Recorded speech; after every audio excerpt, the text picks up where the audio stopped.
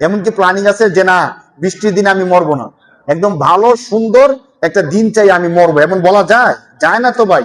আল্লাহ বলতেছেন আল্লাযীনা দাল্লা সায়ুহুম ফিল হায়াতিদ দুনিয়া ওয়া হুম ইয়াহসাবুনা আন্নাহুম ইউহসিনুনা সুনআ। আল্লাহ বলেন যে দুনিয়ার মধ্যে আমার এমন কতগুলো বান্দা আছে যে বান্দাগুলো নিয়মিত অপরাধ করতে থাকে। দাল্লা সায়ুহুম ফিল হায়াতিদ দুনিয়া, দুনিয়ার জীবনে যারা ভ্রান্ত কাজ করে, যাদের কাজগুলো বাতিল বলে গণ্য হয়, কিন্তু তারা মনে মনে ভাবে আন্নাহুম ওহুম ইয়াহসাবুনা আন্নাহুম ইউহসিনুনা সুনআ, ভালো কাজই তো করতেছি, খারাপ কি করলাম?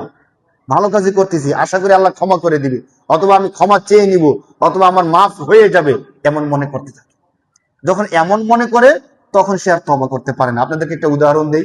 ধরেন কোনো ব্যক্তি ফজরের নামাজ পড়লো না, কিন্তু তাকে যখন বলা হলো যে সমাজের মানুষ সমস্যা আছে, একটা ড্রেনের কারণে মানুষ অনেক কষ্ট পাইতেছে, পানি নিঃসরণ হচ্ছে না, তুমি ড্রেনটা করে দাও, তখন সে কি করলো? তার টাকা পয়সা আছে, সে ড্রেনটা করে দিল।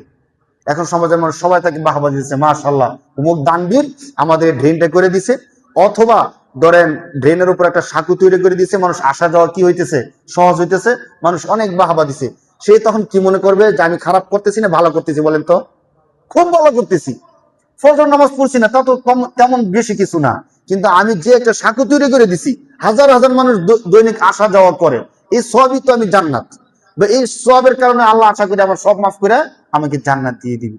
কিন্তু আপনি সাঁকো তৈরি করে দিয়েছেন, সব পাইবেন, এর জন্য জান্নাত যাবেন মুসলমান হিসেবে। আপনি যে ফজর নামাজটা পড়লেন না, এই জন্য যে 1,00,000 বছর জাহান্নাম লেখা হয়েছে, এটা কি মাফ হয়ে গেল? বলেন।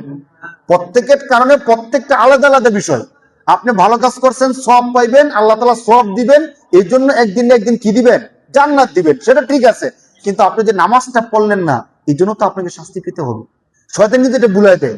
শয়তান তখন বলে যে সমাজের আর কাউকে দেখছি না এত বড় ভালো কাজ করতে, তুমি যে কাজ করছো 10 জন গরিবের বাড়িতে 10 বস্তা চাউল দিয়ে আসছো, আর এই 10 বস্তা চাউল তার 1 মাস ভেবে খাইতে পারবে। যেই ভালো কাজ করছো তুমি, তোমার জন্য জান্নাত নির্ধারণ করা আছে। অতএব তুমি নামাজ পড়লো যা, নামাজ না পড়লো তা। যার কারণে এমন অনেকে ধোকার কারণে দান করতে পারলে, ভালো কিছু করতে পারলে দেখবেন ওয়াক্তিয়া নামাজে তাদেরকে দেখা যায় না। তখন মনে হয় কি ওয়াক্তিয়া নামাজগুলো সাধারণ গরিব মুসলমান যারা আছে, জনগণ যারা আছে, তারা ওয়াক্তিয়া নামাজগুলো পড়বে। ওয়াক্তিয়া নামাজগুলো বা সাধারণ ইবাদতগুলো, তাহাজ্জুদ, এরপরে ধরেন আওয়াবিন, এই সমস্ত নামাজ, জিকির আজকার বা ফজরের নামাজ, ফরজ নামাজ, আসরের মাগরিব, এগুলো আমাদের জন্য না। আমাদের জন্য হলো ধরো ওই যে জানাজার নামাজ। কিসের নামাজ বলেন? জানাজার নামাজ। একটা কেউ মারা গেলে যদি আমি উপস্থিত না থাকি, সমাজের মানুষ বলবে দেখছো অমুকে মারা গেছে, অমুকে নাই, মানুষ দেখবে, ঠিক না? আমাদের জন্য হলো ঈদের নামাজ। আমাদের জন্য কিসের নামাজ বলেন? ঈদের নামাজ। আমাদের জন্য হলো জুমার নামাজ। জুমার নামাজ পড়তে যাব, সাধারণ নামাজগুলো পড়তে দেয় না শয়তান। তখন শয়তান বলে তুমি সমাজে যে ভালো ভালো কাজ করতেছো, তুমি সাধারণ নামাজগুলো, সাধারণ বলতেছি কিন্তু নামাজটা কোনো সাধারণ না, মানে ওয়াক্তিয়া নামাজগুলো, ওয়াক্তিয়া নামাজগুলো না পড়লেও তোমার সমস্যা হবে না। যদি এই বোকা আমাদেরকে না দেয়, তাহলে কেন আমরা 5 ওয়াক্ত নামাজ পড়ি না বলেন?